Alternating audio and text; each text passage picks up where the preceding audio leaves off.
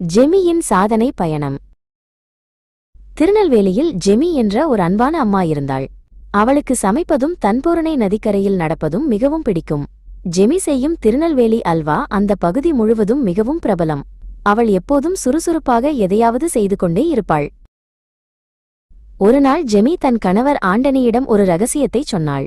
ஆண்டனி, நான் ஒரு YouTube channel தொடங்கப் போகிறேன். நம் ஊர் உணவுகளையும் அழகையும் உலகிற்கு காட்ட விரும்புகிறேன் என்றாள். ஆண்டனி அவளை பார்த்து புன்னகைத்து, நிச்சயமாக ஜெமி, உன்னால் முடியும் என்று உற்சாகப்படுத்தினார்.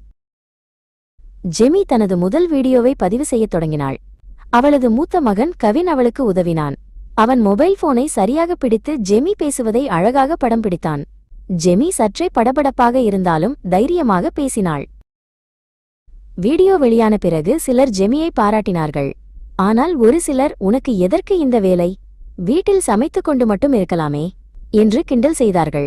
இதை கேட்ட ஜெமி மிகவும் வருத்தமடைந்தாள். அவளது கண்கள் கலங்கின. ஆண்டனி ஓடி வந்து ஜெமியின் அருகில் அமர்ந்தார். ஜெமி, அடுத்தவர்கள் சொல்வதை கேட்டு உன் கனவை கைவிடாதே. நாங்கள் உன்னுடன் இருக்கிறோம் என்று கூறி அவளது கண்ணீரை துடைத்தார். ஜெமிக்கு இப்போது சிறிது தைரியம் வந்தது.